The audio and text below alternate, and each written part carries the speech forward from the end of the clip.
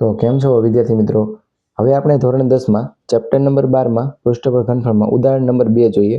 જો વિદ્યાર્થી મિત્રો તમને આકૃતિ છે એ ઉદાહરણમાં આપી દીધેલી છે અને પ્રશ્નમાં એમાં આપણે કીધેલું છે કે એક શોપીસ એ સમઘન અને અર્ધગોલકના બનેલો છે.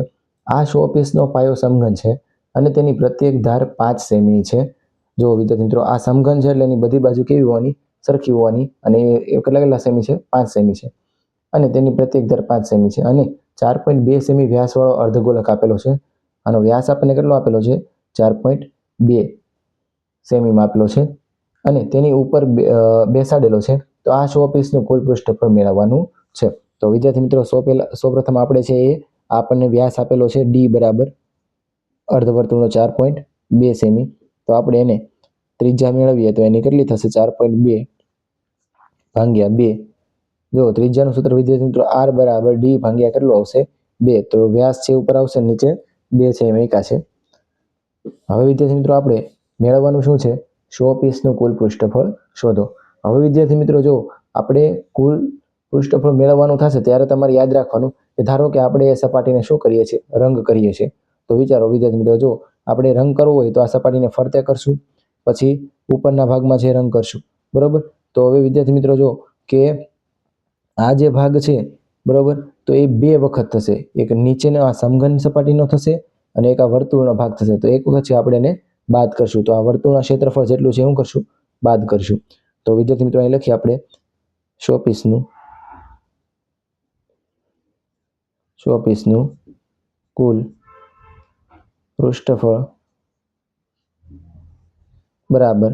હવે જો વિદ્યાર્થી મિત્રો પહેલા છે આ સમઘન છે એની ક્ષેત્રફળ લઈ લઈએ તો એનું કેટલું આવશે? 6L વર્ગ. પછી હવે લઈએ આપણે અર્ધવર્તુળનું ક્ષેત્રફળ શું આવશે? 2πr વર્ગ. અને હવે આ જે નીચેનો ભાગ છે એક વખત કાઢવો પડશે કારણ કે 2 વખત છે એ ગણતરીમાં આવે છે. એટલા માટે એક વખત છે એ વર્તુળનું ક્ષેત્રફળ πr² જેટલું બાદ કરવું પડશે. ચાલો વિદ્યાર્થી મિત્રો હવે આપણે ગણતરી કરીએ તો 6.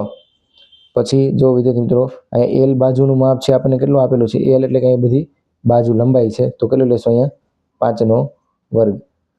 પછી 2 ગુણ્યા પાઈની કિંમત વિદ્યાર્થી મિત્રો આપણે 22/7 લેવાની કીધી. તો અહીં લખીએ આપણે 22/7.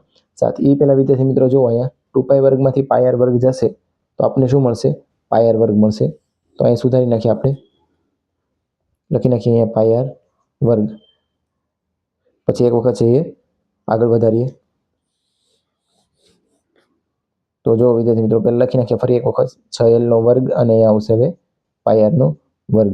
હવે 6 અહીંયા આવશે 5નો વર્ગ. પછી અહીંયા લઈએ આપણે 22/7 અને વિદ્યાર્થી મિત્રો આપણે ત્રિજ્યા મેળવેલી છે કેટલી આવશે? તો તમે જોશો ત્રિજ્યા છે એ 4.2 ભાગ્યા 2 અને કેટલી વખત લખવાની થશે? 2 વખત 4.2 ભાગ્યા કેટલા આવશે? 2. હવે વિદ્યાર્થી મિત્રો આપણે પોઈન્ટ દૂર કરવો હોય તો નીચે આપણે કેટલા વડે ગુણી નાખીએ? 10 વડે. તો એવી જ રીતે અહીંયા પોઈન્ટ દૂર કરવો હોય તો નીચે કેટલા વડે ગુણી નાખીએ? 10 વડે.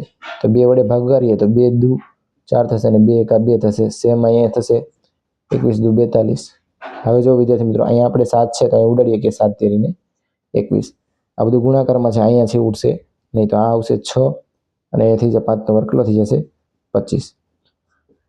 હવે જો વિદ્યાર્થી મિત્રો હજી અહીંયા આપણે ભાગ ઉડાડવો તો એકવાર ઉડાડી દઈએ. 2 5 10 થશે અને એને રહેવા દઈએ આપણે 0 પોઈન્ટ છે એ ચડાવી દઈશું. તો આને એમને રહેવા દઈએ, અહીંયા આવશે 10 એમને રહેવા દઈએ. તો તમે જોશો ઉપર આપણી પાસે કોણ કોણ છે? 22 છે, 3 છે, 21 છે અને નીચે કેટલા કરી નાખીએ? સીધા 100 કરી નાખીએ. 10 ગુણ્યા 10 એટલે 100 કરી નાખીએ. હવે જો વિદ્યાર્થી મિત્રો થોડુંક હું છે ઉપરની સાઈડ છે આ સાઈડ લખું છું તમને વ્યવસ્થિત બતાવી.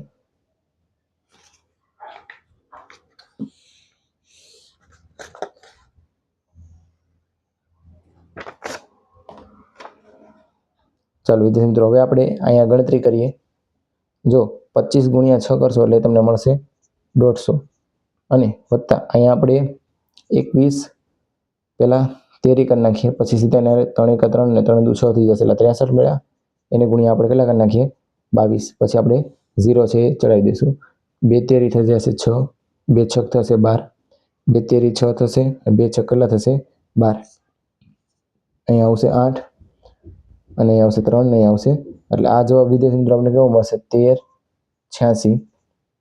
અને વિદ્યાર્થી મિત્રો નીચે 100 છે એટલે 2 પછી પોઈન્ટ એટલે અહીંયા લઈ લઈએ આ રીતે. તો 150 અને સરવાળો કરો વિદ્યાર્થી મિત્રો તો આનો પોઈન્ટ અહીંયા હોય, 0 અહીંયા હશે, તો આ થશે 13.86, તો અહીં 0 ચડાવી દઈએ. પછી અહીંયા 6, 8, આ થશે 3, 5 ને 1 થશે 6 અને આવું, એટલે 163.86 સેમી વર્ગ ક્ષેત્રફળ આપણને પ્રાપ્ત થશે.